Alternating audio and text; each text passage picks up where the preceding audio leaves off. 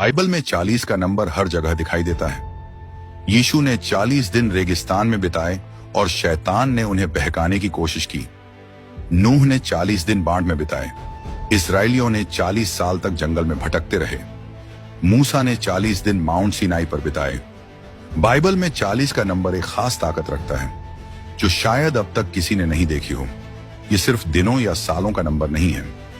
लेकिन रुकिए, अगर मैं आपसे कहूं कि 40 का नंबर आज की जिंदगी के लिए भी एक संदेश लाता है, तो आप क्या सोचेंगे?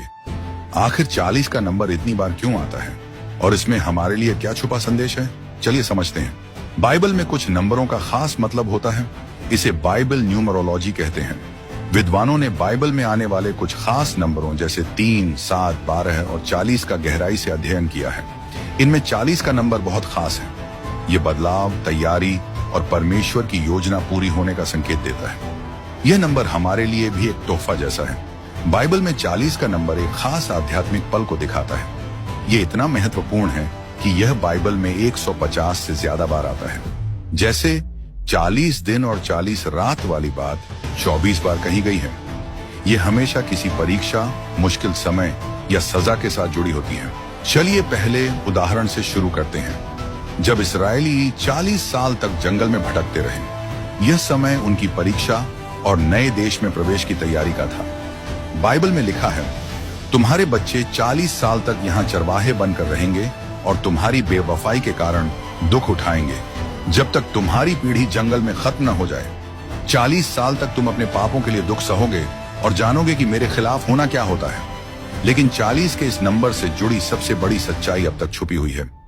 इसे जानने के लिए अंत तक देखते थे रहिए। मिस्र से भागने के बाद इजरायली बहुत मुश्किल में थे। अब वे कहां जाएं?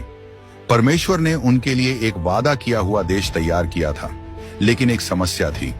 उस समय की इस्राएली पीढ़ी को परमेश्वर की योजना पर भरोसा नहीं था, इसलिए वे उस देश में प्रवेश नहीं कर पाए। इसी कारण इजरायली 40 साल तक जंगल में भटकते रहे, नई पीढ़ी के तैयार होने का इंतजार करते हुए। यह बात गिनती 14 में समझाई गई है। 40 साल क्यों? क्योंकि यह एक ऐसा समय है जो परीक्षा और बदलाव का संकेत देता है। बाइबल में लिखा है कि जंगल की यात्रा सिर्फ भटकने का समय नहीं था, बल्कि यह एक उद्देश्य के साथ कुछ छोड़कर कुछ पाने की यात्रा थी। लेकिन अगर आप उस समय के इजरायलियों से पूछते, तो क्या आपको लगता है कि वे समझते कि उनकी यात्रा का कोई संदेश है? शायद नहीं, लेकिन यह समय बहुत जरूरी था ताकि वे परमेश्वर पर भरोसा करना सीख सकें। जैसा कि निर्गमन 16 में बताया गया है, परमेश्वर ने 40 साल तक उनके लिए स्वर्ग से पानी और रोटी, जिसे मन्ना कहते हैं, दी। फिर भी इस्राएली शिकायत करते रहे। उन्होंने परमेश्वर और मूसा के खिलाफ बोला, आप हमें मिस्र से बाहर क्यों लाए? क्या हमें जंगल में मरने के लिए लाए हैं? यहाँ न रोटी है न पानी, और यह खराब खाना हमें बिल्कुल पसंद नहीं। ये चीजें चमत्कारी थीं और परमेश्वर की देखभाल को दिखाती थीं। लेकिन सोचने वाली बात है, शुरुआत में इजरायली मन्ना को देखकर चकित थे, लेकिन कुछ समय बाद उन्होंने इसकी कदर करना बंद कर दिया। आप सोच सकते हैं, उन्होंने इस रोज के चमत्कार को नापसंद करना शुरू कर दिया। मन्ना सिर्फ खाना नहीं था, यह यीशु मसीह का प्रतीक था, जो जीवन की रोटी है। इस्राएलियों को हर दिन परमेश्वर पर भरोसा करना सिखाया गया था। अब सोचिए, क्या आप और मैं भी कभी इस्राएलियों की तरह व्यवहार करते हैं? क्या हम परमेश्वर के दिए हुए आशीर्वाद और मदद को नजरअंदाज करते हैं?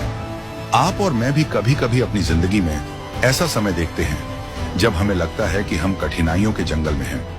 ऐसे समय में हम परमेश्वर की मदद को पहचान नहीं पाते और जल्दी से शिकायत करने लगते हैं। जब 40 साल पूरे हुए तो मूसा ने नई पीढ़ी को परमेश्वर की वफादारी याद दिलाई। उन्होंने कहा, तुम्हारे परमेश्वर ने तुम्हारे हर काम में तुम्हें आशीर्वाद दिया है। इस बड़े जंगल की यात्रा में उसने तुम्हारा ख्याल रखा है।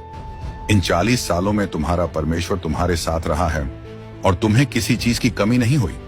इजरायलियों की कहानी, जिन्होंने 40 साल जंगल में बिताए, हमें धैर्य, भरोसे और परमेश्वर के अटूट समर्थन के बारे में सिखाती है। जब भी हमें किसी मुश्किल का सामना करना पड़े, तो इस्राएलियों की कहानी को याद करें। कई बार हम परमेश्वर की रोजाना दी जाने वाली मदद को नहीं समझ पाते। हमें 40 के नंबर को परीक्षा, बदलाव और परमेश्वर के प्रति विश्वास का प्रतीक मानना चाहिए।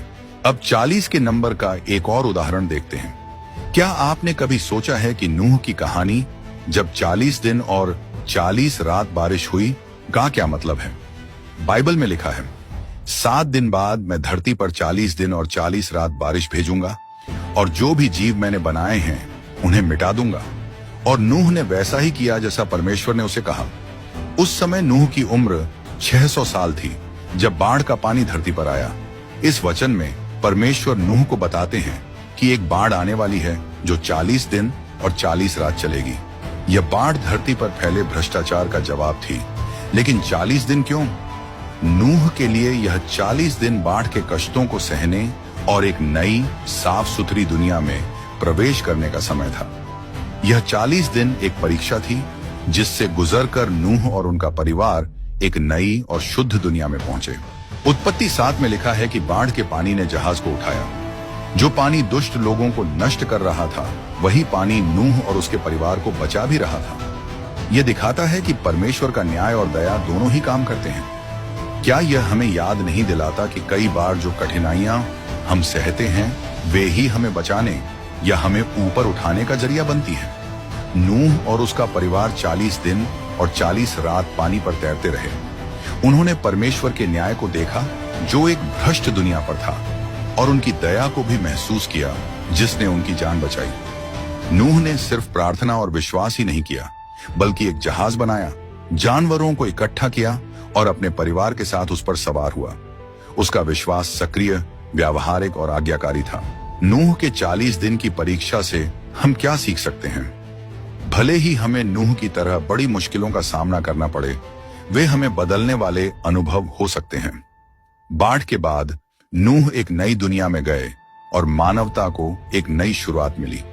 जिस तरह नूह बाढ़ से नए होकर निकले, हम भी अपने विश्वास और आज्ञाकारिता से कठिनाइयों से बाहर आकर एक नई शुरुआत कर सकते हैं। अब एक और उदाहरण देखते हैं। निर्गमन 8 बताता है कि मूसा ने 40 दिन और 40 रात माउंट सिनाई पर परमेश्वर के कानून को पाने में बिताए। 2 बार मूसा ने बिना खाना खाए और बिना पानी पिए परमेश्वर पर पूरी तरह ध्यान केंद्रित करते हुए 40 दिन और 40 रात सीनाई पर्वत पर बिताए। इसी दौरान उन्हें 10 आज्ञाएं मिली। यह बात निर्गमन 24 और 34 में समझाई गई है। मूसा कहते हैं, मैं फिर से 40 दिन और 40 रात परमेश्वर के सामने झुका रहा। मैंने न रोटी खाई न पानी पिया, क्योंकि तुमने पाप किया था, परमेश्वर की नजर में गलत काम करके उनका गुस्सा बढ़ाया था। यह वचन उस दूसरे 40 दिनों के समय की बात करता है जब मूसा परमेश्वर से उन लोगों को माफ करने की प्रार्थना कर रहे थे जिन्होंने सोने के बछड़े की पूजा करके पाप किया था। यह केवल एक उपवास नहीं था, बल्कि एक गहरी आध्यात्मिक यात्रा थी जिसमें मूसा ने परमेश्वर से जुड़कर उनके कानून 10 कमांडमेंट्स लियो और लोगों के लिए प्रार्थना की। लेकिन यीशु के बारे में क्या? यीशु ने भी बपतिस्मा लेने के तुरंत बाद 40 दिन जंगल में बिताए, जैसा कि मत्ती 4 में बताया गया है। यीशु को पवित्र आत्मा ने जंगल में भेजा, जहां उन्हें शैतान ने परीक्षा में डाला। मूसा की तरह यीशु वहां कोई नई शिक्षा या माफी पाने के लिए नहीं गए थे, बल्कि वह शैतान द्वारा परीक्षा देने के लिए वहां थे।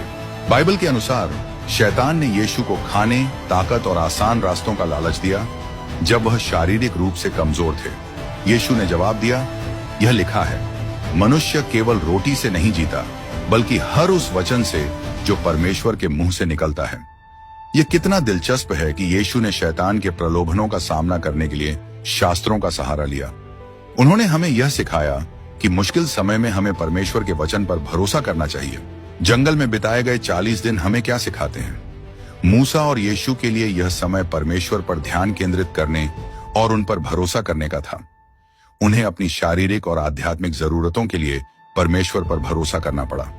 अब जरा अपनी जिंदगी पर सोचें। क्या हो सकता है कि हमारी मुश्किलें हमारे लिए 40 दिनों के जंगल जैसी परीक्षा हो, जिसे हमारा विश्वास और हमारा चरित्र मजबूत करने के लिए बनाया गया हो? क्या आपने कभी सोचा है कि यीशु के पुनरुत्थान और स्वर्ग जाने के बीच 40 दिन क्यों थे? ये 40 दिन जो अक्सर ध्यान में नहीं आते, चर्च के कैलेंडर में सबसे महत्वपूर्ण समय में से एक है। क्या आपने सोचा है कि यीशु ने इस समय को धरती पर क्यों बिताया, बजाय इसके कि जी उठने के तुरंत बाद स्वर्ग चले जाते? पुनरुत्थान के बाद यीशु आसानी से कुछ चुनिंदा लोगों को दिखाकर उसी दिन स्वर्ग चले जा सकते थे, लेकिन उनके क्रूस पर चढ़ाए जाने के बाद उनके शिष्य निराश